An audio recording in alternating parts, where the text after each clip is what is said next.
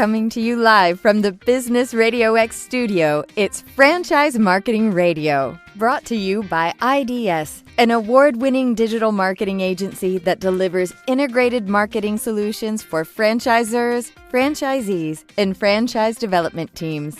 Learn why over 75 brands depend on IDS's team of dedicated marketers and client service professionals to deliver a strong ROI on their marketing investment. Go to idsfranchisemarketing.com for a complimentary digital audit and consultation. Hello, everybody, and welcome back to Franchise Marketing Radio. We're the podcast that explores the world of franchising through engaging conversations with industry leaders and franchise experts. I'm your host, Rob Ganley, and today we have a fantastic episode planned. I have two very special guests with me today. Bob Fish, co-founder of the innovative franchise brand BIGGBY Coffee, with his wife, Michelle, who is the co-founder and CEO, One Big Island in Space. And I'll tell you what, there's some serious cool stuff we're going to talk about. That's a cool name, and we got some cool stuff to cover today. So let's get started. I'll start with you, Bob. Tell us a little bit about this journey of BIGGBY first, right? Where BIGGBY Coffee came from. And then I want to start talking about One Big Island in Space and how that relates to the brand. So tell us a little bit about how this all started for you. Absolutely. I mean, BIGGBY Coffee started in 1995 in East Lansing, Michigan, one location. And it was myself and a woman by the name of Mary Roselle. And later, about 1 year later, Mike McFall, the current co-CEO, co-founder, joined us. And within 2 years, we opened a second location. And then with this massive chain of two, we decided to franchise in 1999. And the rest is kind of history in the sense that today we have 370 units open over 13 states. We have another 140 under development. So, we're looking at the end of 2024 being at about 500 units. Wow. I mean, I just know, because I really know the industry well, like the stats of the industry, it's not easy to get to that. Okay? It's not easy to get to 100, let alone 5. So congratulations, but it also must mean you have a pretty cool product and an awesome network of owners. So, but I want to talk to you a little bit about your cultural values, because you're very clear about how you approach this whole thing, right? You have 500 owners, or not exactly. I'm sure people own more than one, but this big presence, and you do a lot in the world. You're interacting with a lot of people. And so values play into that a lot. And of course, play into the idea that, how do you get to 500 in the first place? There has to be something about that. So tell me about these cultural values and how you guys approach that. Yeah, our culture is unique. It's very approachable.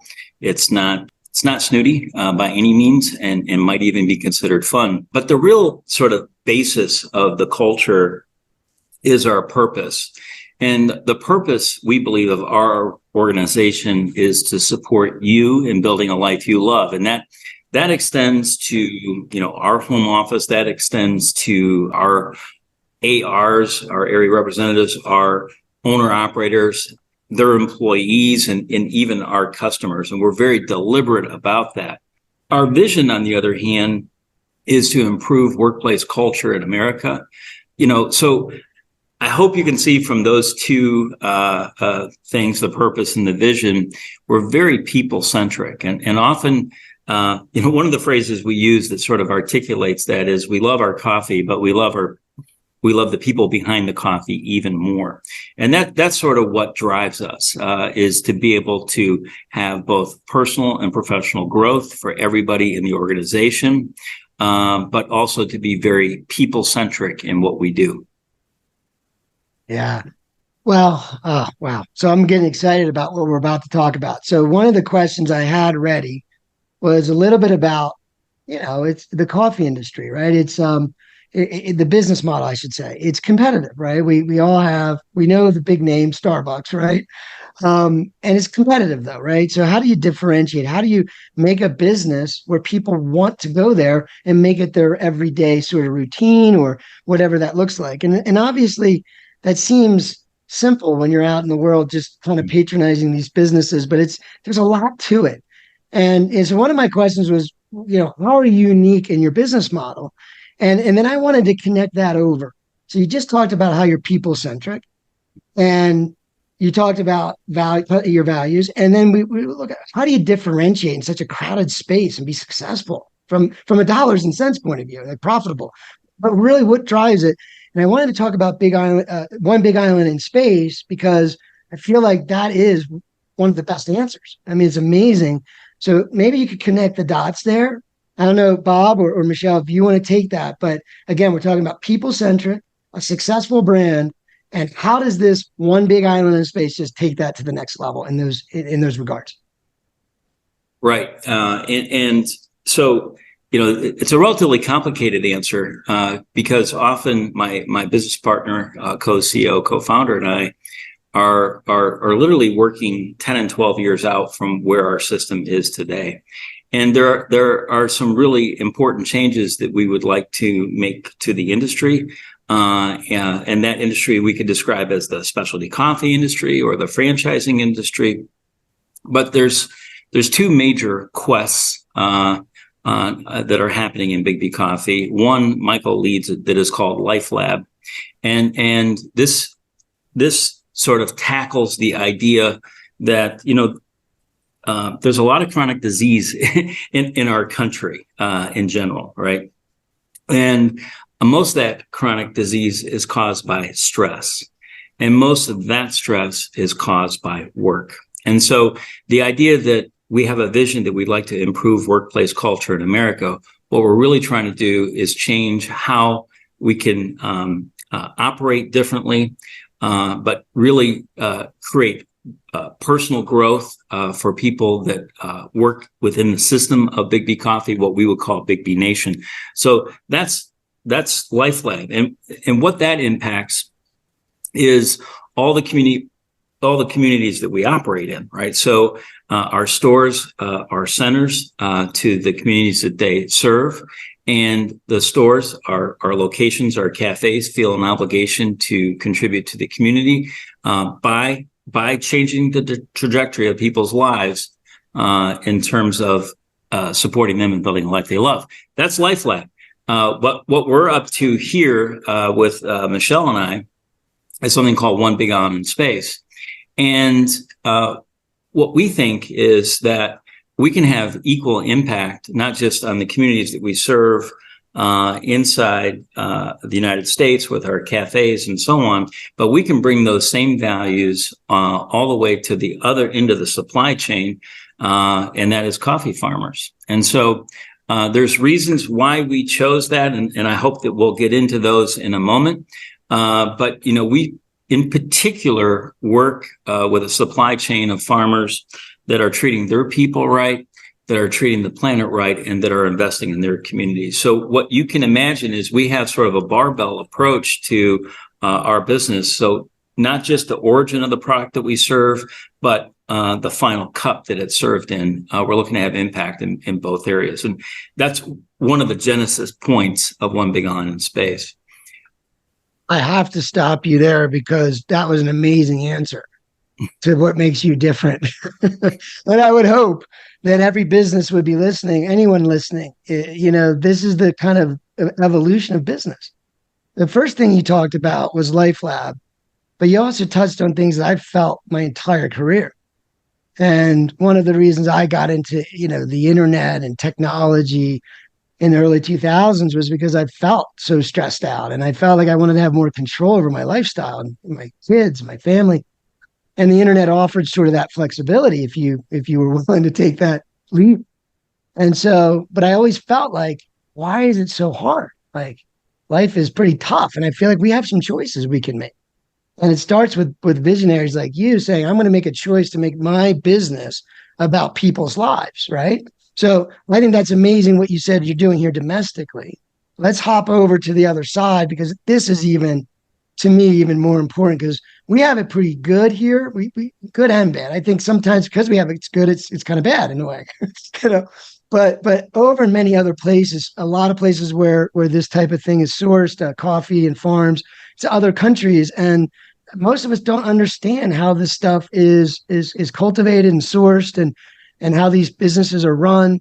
But you guys have taken a whole different approach. And you have this huge, huge network of businesses to support going into the future, right? And so this is a big thing for you, is how to source the main ingredient, right?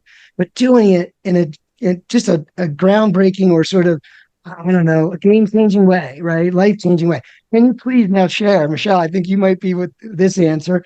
Could you help us understand what you're doing in this regard with One Big Island in Space? Sure, but let's take it a step back and talk about how we used to do it. So BIGGBY's been in business since 1995, and we started One Big Island in Space in 2018.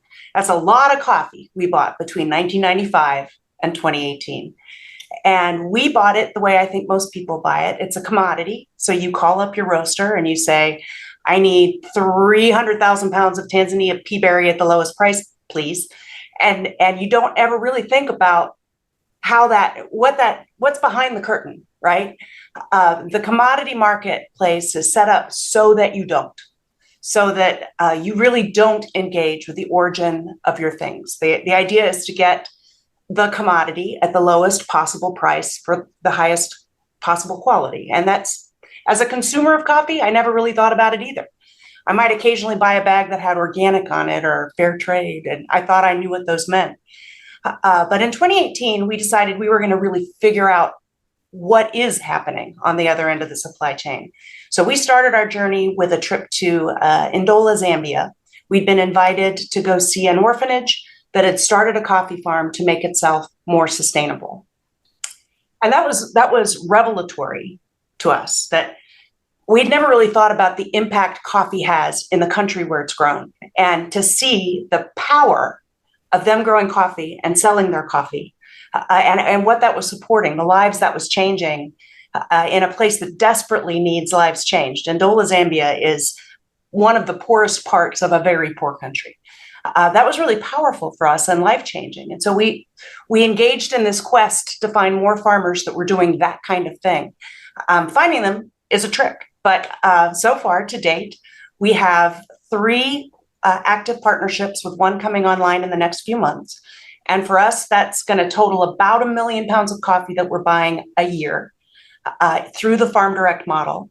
And in each of these farms, although they're in different countries with different cultures and sometimes different languages, what we're supporting is people who are supporting their people and treating the planet right, and no child labor, no harsh working conditions, actually changing the culture in the communities in which they produce their coffee. And the way we keep that sustainable is we get rid of as many people in between that don't need to be there. The way coffee is set up, it can touch a lot of hands before it finally gets to the end user. And not all of those hands add value. So we get rid of as many of those as we can, and we push that savings down to the farmer so that they can be more economically sustainable. And we bring the promise of a lifetime partnership, and we have the marketplace. We have a growing marketplace, so that they know that year over year, they'll be able to sell their coffee. They know the price they'll be able to sell their coffee for, which, given that it's a commodity, is remarkable. And that allows them to make even more investments in their people and in their farms. We find it's really a win-win on both sides of the value proposition. We get better coffee. We have these great relationships with amazing people, and the franchise community gets access to all of that love and all of that impact that they are having by selling the coffee by the cup every day. Wow. I mean that. Like, I don't have these conversations. I watch a lot of other podcasts, like on YouTube and things. They talk about AI, and I often go, wow, this is like, I don't do it on mine a lot, because this is great. I mean, I feel like this is what capitalism has to be, us innovators. But the whole thing, Bob, though, is if you don't have a focus, like, you guys have very clear values, very clear vision, very clear focus. I remember Arnold Schwarzenegger was often asked, like, why he was successful, and it was because he said, I was always very clear on what my next step was, what I wanted to achieve. And like, you start with people. You say, well, if it's not helping people, then okay. So how do we help people and have a profitable platform and business? It's amazing to me. So I just had to take a breath for a second. So So tell me a little bit about, so you got this thing going, and I know it's a journey. You said, look, it's like we got a few years to go, but tell us about the end game of this relationship. What is the end goal, and where does that leave you as a brand when you get there? Yeah, I mean, there are so many end goals. I'm not even sure we'll have enough time On the coffee. Well, what I really want to know that we might need a part two in the end. So I'm just kidding.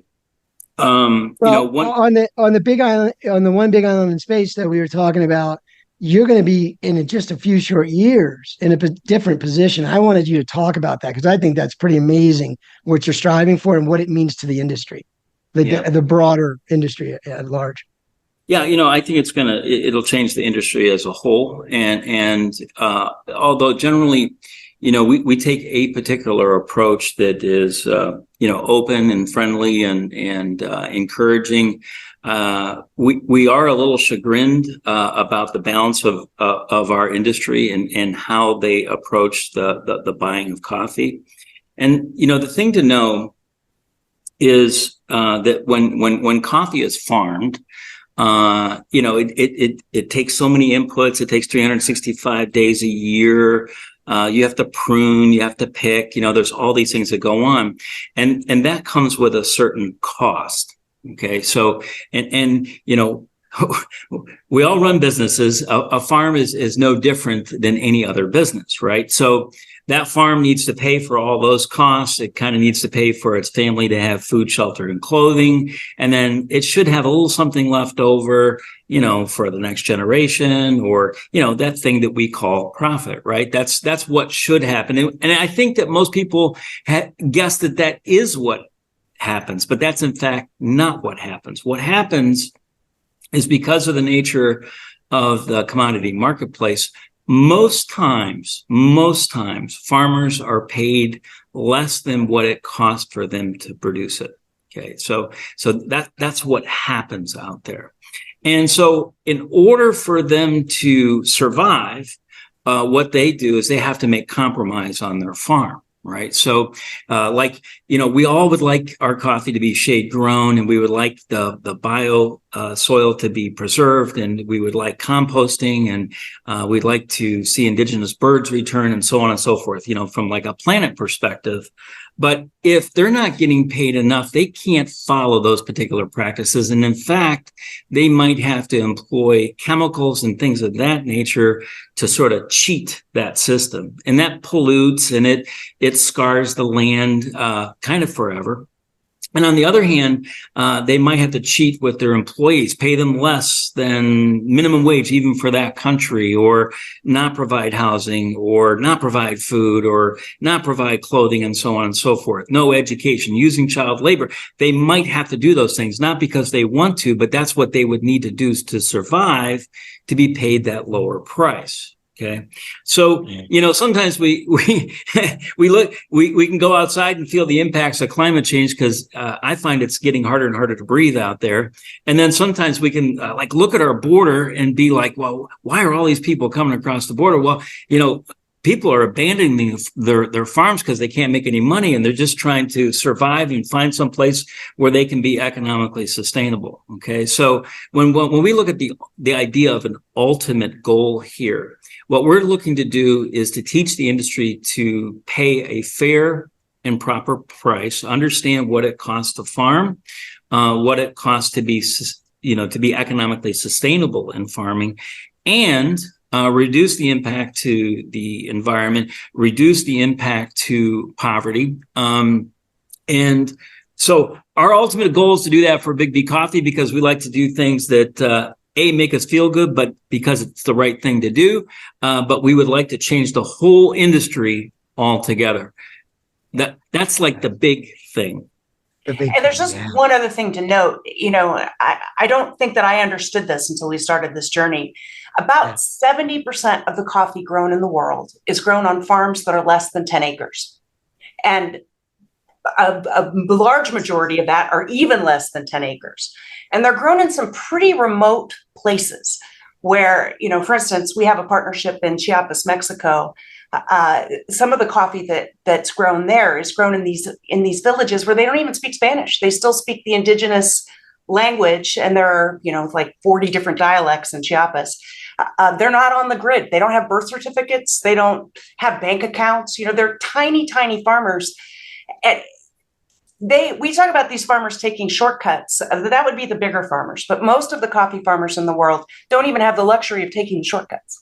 If they can't produce enough coffee and get a price enough to feed their families, there's no place they can cut, because it's already their family that's working the farm, right?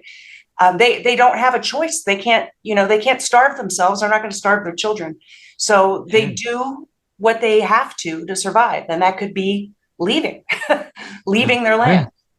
Right. And like you said earlier, I don't know if you before we spoke, we all know coffee demand keeps going up, right? Because we all love our coffee, but yet the supply is really threatened here because we're just not treating the folks right, in my mind. Right. I mean, let's just be real about it. We have to be honest. Like this conversation could probably be had in many industries, right? We have to care about what we're consuming. And, if we do, then we're going to be rewarded. In my mind, I would pay an extra $1. Why wouldn't I? Is it really going to feel different if I paid it? And I'm doing it anyway, really, if you slow it over time, right? But I mean, if you said an extra $1 per cup of coffee would make sure these folks, I think most Americans feel this. I'm just saying that we feel this way, but we're not understanding we have to take an action to support it. And I just think you guys are starting to create a massive amount of awareness. But all right, so let's bring it back a little bit to business, to the brand, right? Because I think this is probably some part of the growth too. I mean, this really connects well to doing the right thing as a brand and as a business. And you already said what your focus was in your values. So tell me a little bit of how this has affected your ability these last few years to expand, and sort of the impact it's made to your franchisees and how they're feeling. So, I mean, that's really multi-dimensional. One of the things is that I want to mention is because coffee is under threat, both because of climate change and the economics of coffee. One of the business case for this, and by the way, it's not paying $1 more. It's like paying a little bit more and making sure that the right money is going to the farmer and not some nefarious hands in between us and the farmer, right? So remember, we create some savings in the supply chain and we push that down to the farm. So now for our owner operators, the one thing that they get to know is that they have a guaranteed supply of coffee. It comes at a very stable price. The other thing to know about the C contract is it goes up and down every week, right? So how can you run a business where your primary product one day is way up here and one day is way down there? How do you know what you're going to buy your coffees for? So what we have is created price stability. But the other thing is our owner operators know this about the coffee that they're serving. And there aren't many people that could say this out loud. One, they know that it's ethical. They know that it's moral. And the way we execute this with our version of boots on the ground, going to the country and investigating, living on the farm, spending time with the farmer, eating their meals, spending time with them in the fields, meeting their workers, and doing this year in and year out, is that there is no higher level of transparency in this, right? And then the final thing is, we use this word sustainability that gets thrown around all the time. Generally, we're talking about it from an environmental perspective, but here we're talking about economic sustainability for people that really need that kind of stability in their life. The one thing I want to make clear, though, is that this is a full-blown capitalistic business model. There's not one lick of charity in it. And all we're doing is employing a version of capitalism that is generally referred to as stakeholder business or stakeholder management and so on and so forth. So we are not trying to maximize profitability simply for the shareholders. We are trying to have an impact on all the stakeholders in our business. And in our business, that includes people like vendors. And in this case, that's a coffee producer. It could be the community that BIGGBY Coffee serves. It could be the owner operator. It could be people in our home office. It could be their families. We're looking to have a win-win-win with all the constituencies, all the stakeholders that make our business great. Now, what happens? The reason that you get crazy growth on that kind of thing is suddenly you're not working in a business so that you can add another zero to your income and go from 10,000 to 100,000 to 1 million to 10 million, but you're working to change the world. And whether that world is here in the United States in the backyard of the community of One BIGGBY Coffee, or that part of the world means that we're having impact in the world's second poorest country in the Western Hemisphere, like Nicaragua, that's just amazing. I mean, if you want to talk about a reason to jump out of bed and have your feet hit the floor simultaneously with a run, that's it. That is brilliant. I mean, and I haven't heard what you said, stakeholder management. Is that what you had said? Yes. I think this idea, it's what I said earlier, it's what I was trying to say, is that you're fully a capitalistic business. You're very profitable. But you're using that ingenuity and innovative thinking to make an impact while you're doing it. It's like, I'm here anyway. It's just, if I give it a little bit of thought, I can make an impact, right? With this platform I've got. And you've, as a CEO and co-founder, you have been able to do that. And, we all need to see this. It's great to hear. Tell me a little bit more though, these relationships you have with you said there's some unique farms, right? And it seems to me like you probably built some really good relationships with these various farms, and this is only going to grow as you strive to become 100% reliant on these. How does this evolve? Like, do you guys have sort of a vision for how you take these relationships? Do you ever see any of these farmers ever being over here and anyone getting a chance to meet? I mean, is there any connectivity to? Yeah. Tell me a little more, Michelle. Well, let's answer your last question first. We have several tenets that kind of guide our operations in One BIGG Island in space. But one of them is something we call full circle. So it's one thing for us to take a team of folks to spend time on the farms and poke around, like basically checking under their hoods and rummaging through their drawers. But we believe very strongly in bringing them here. So we just completed the BIGGBY Nation Summit, which is the franchise annual meeting just a few weeks ago. And we bring all of our farm partners and a few of our farm prospects. We fly them in and we spend a few days up front with them, taking them to a BIGGBY coffee, for instance. You got to consider that most farmers never know where their coffee goes. They may not even know the country. So the power of bringing a coffee producer into a cafe where they get to see the end user, the person taking the cup, and get to see the joy that brings, that is a phenomenal moment. It has brought some of our producers to tears to see the joy in the store, right? But also we really want them to know our owner operators and our owner operators to know them. We want that deep connectivity. We want them to know exactly what BIGGBY is up to in the world. And then we want them to have really strong relationships with each other because they're our partners. They're going to learn from each other. That's typically the way it works in a franchise community too, right? The best franchise systems bring their franchisees together because they're stronger and learn from each other. We're applying the same model to our partners on the ground. And I haven't seen anybody else that does it. I haven't heard of anybody else who does it quite like this. We think it's pretty unique, and we think it's one of the greatest strengths of One BIGG Island in space. But you also asked how we find them, and that has evolved over time. When we started, really nobody knew what we were up to. So Bob and I were thinking of all the ways that we could find those needles in that very large haystack of coffee producers, and walking trade show floors and talking to lots of people, thousands of people. Over time, more people have gotten to know what we're up to. So we're finding that people seek us out, as in the case of this partnership that's going to be coming online in November with Al Lopez and his wife, Leticia Lopez, in Copan, Honduras.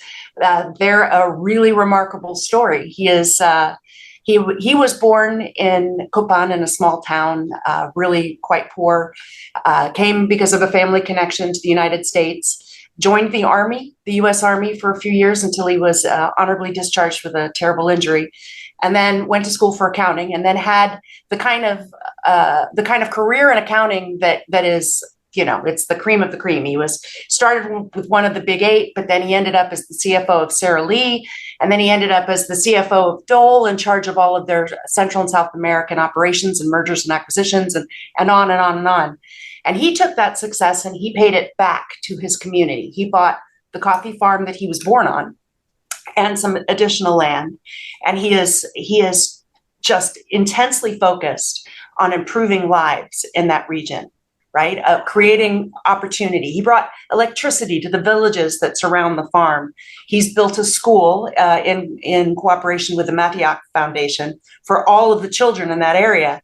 A health clinic. He's just laser focused on the quality of life. And he's working with some smaller producers that surround him on those less than 10-acre farms, and trying to make sure that they too, as coffee producers, can share in that kind of prosperity. Every story is different. Al's is, but they're all equally great. Al's is great, and so is our partnership in Nicaragua, and so is our partnership in Chiapas, Mexico, and so is our partnership in Ndola, Zambia. So we feel really fortunate and honored to know people who are doing the kind of work that they're doing in the world, and to be able to support that with the marketplace that BIGGBY Coffee brings. Wow. I keep saying wow, because the culture here is I think I've heard someone say once, if you're nice to somebody, there's like this magnetic, this multiplication effect, right? They go be nice to someone and so on times 10. And if that were to happen, like millions of people would have a nice thing said to them today, right? If we just all are being better, right? We're making an effort. But when you said the farmers could come to your events and then see the operation and see how we live here, right? How this winds up over on this side.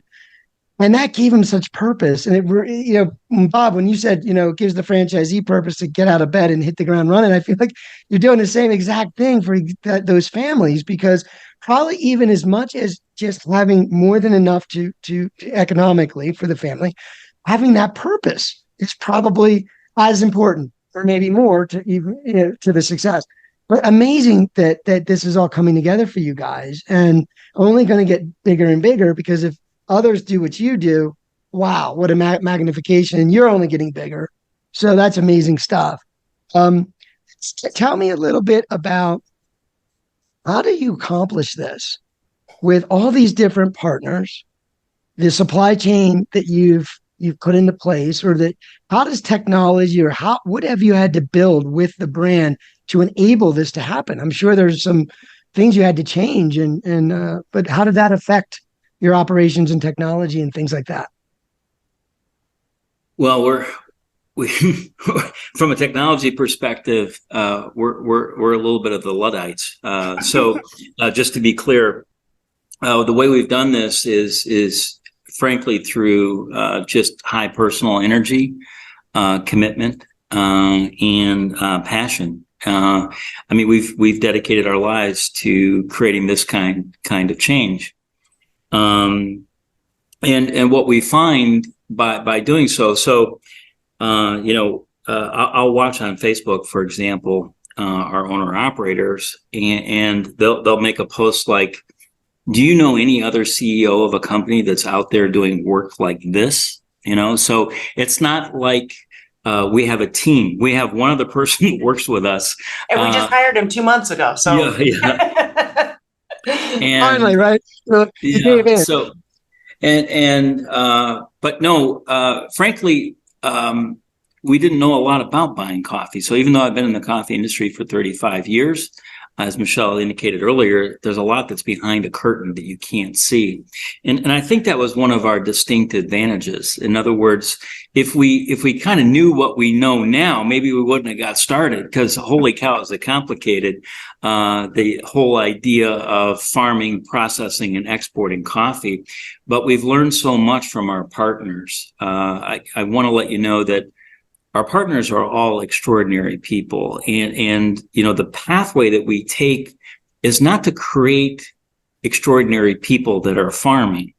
What we do is we look for extraordinary people that are farming and provide them with a marketplace that sort of can guarantee their success, provide stability for them.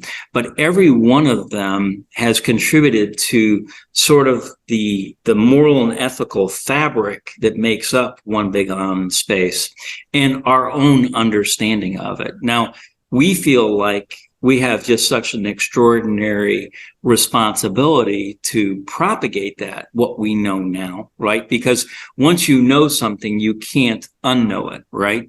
And so in order to do this differently, let's say tomorrow somebody said, look, I don't give a hoot. I want the best coffee for the cheapest price.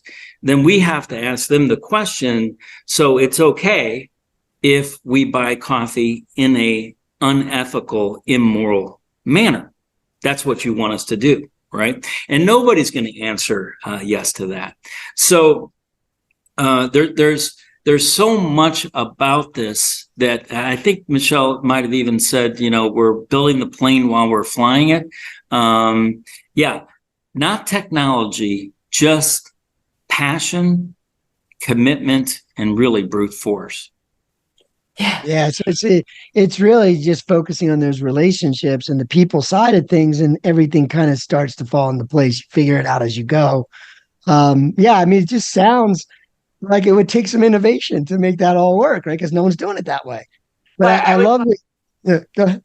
I was just going to say, I would say that one of the ways that we make it happen is that we are traveling probably about 120 days of any given year.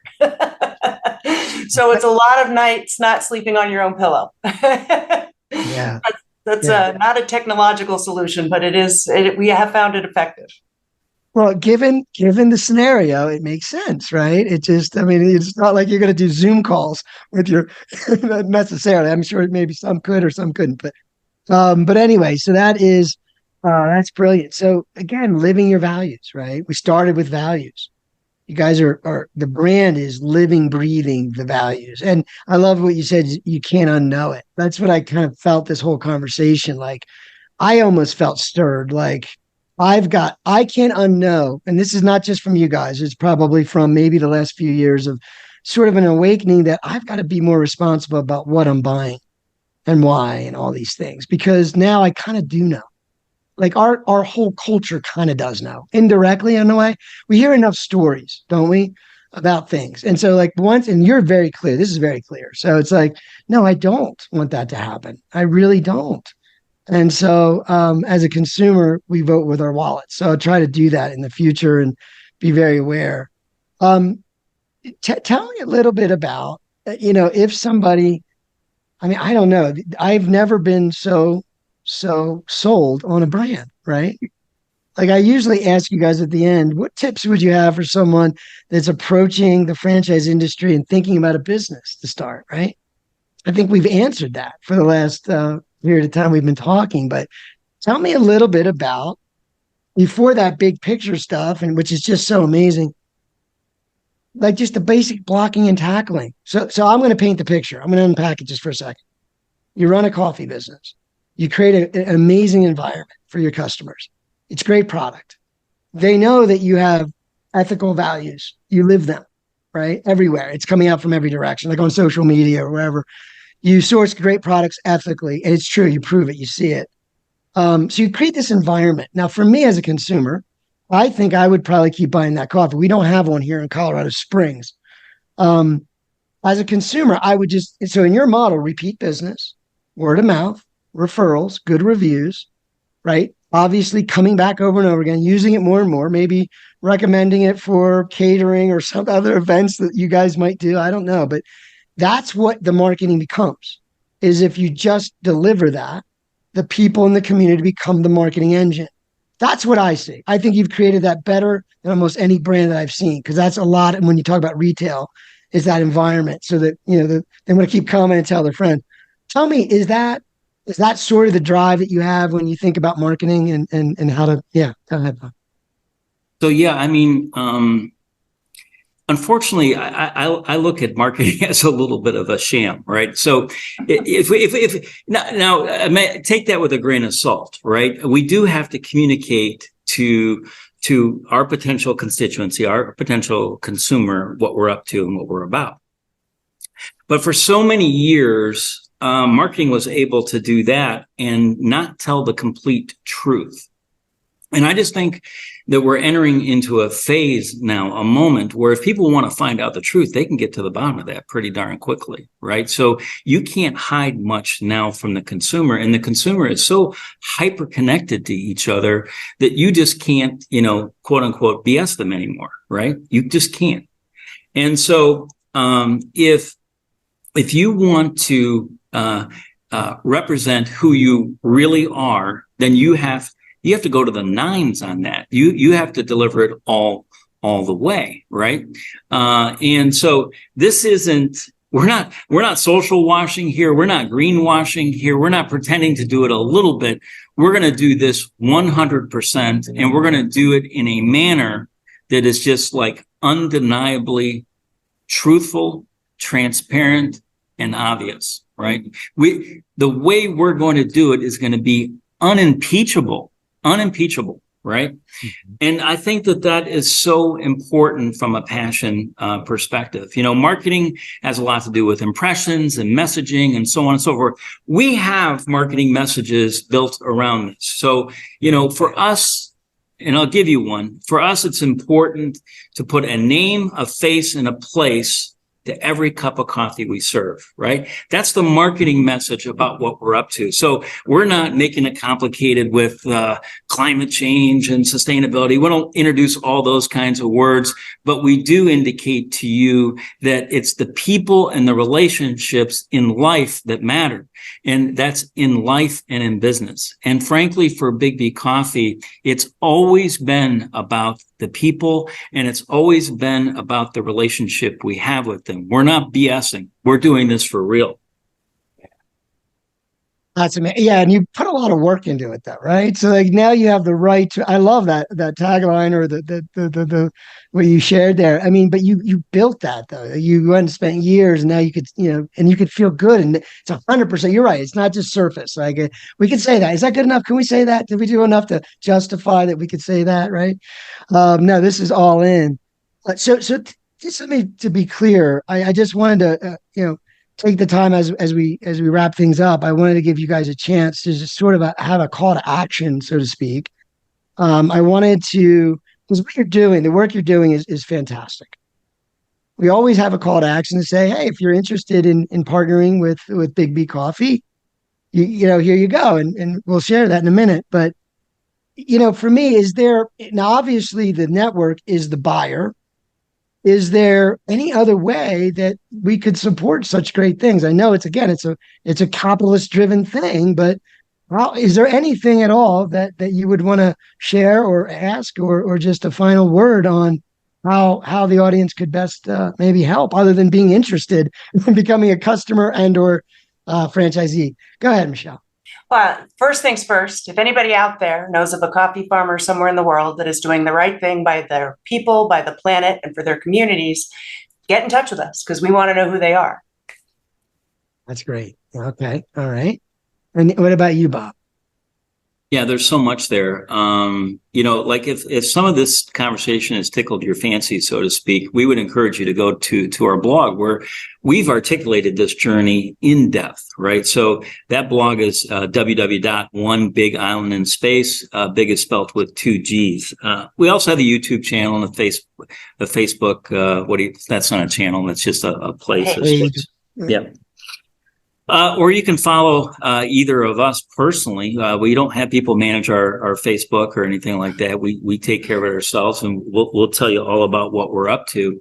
But the real thing to share is to share the story, right? Because the story about what we're up to is kind of amazing. And whenever I tell somebody the story about what we're up to, they use these words. They say, "Oh my gosh, I didn't know." And if you want to share at a cocktail party or share with a friend, just share the idea of what BIGGBY Coffee and One Big Island Space is up to, I think that we would feel very honored if you did that. Yeah. Well, you got my commitment to that, and just in general, even broader. It woke me up a little further today. I've already been feeling this way, but now I really do. And yeah, good stuff. Amazing stuff. I just want to thank you both. I'd love to have you back. I think there's a lot of things we should be doing to share this story and keep the awareness going. I'm sure there's a lot of angles still to look at, and so I would love to have you guys back. But I just want to thank you. I mean, we just spent almost an hour, and I think we could have spent another hour. I don't think there's enough time. So you got me. So I'm all in on that. But I just want to thank you for your time today. I want to encourage our audience to do these things. Check out BIGGBY Coffee. Can you give the websites, Bob? You gave the blog. Can you give all the websites? www.biggby.com. BIGGBY is spelled with 2 G's as well. And of course, One Big Island Space with 2 G's as well. There is a BIGGBY franchising site. If anybody's turned on by this and wants to enter into business and be up to something interesting, we would encourage you to be a franchisee too. Yeah, well, I mean, that's what's fueling all this. That's the beauty of it. Like it's we want you to be big. We want you to be real big. How big you want to be, Bob? We want you to be 5,000 locations. How about that? So, but that's great. It's been a total pleasure having you both. I just want to thank the audience, and bye for now. Thank you, Rob. Thank you.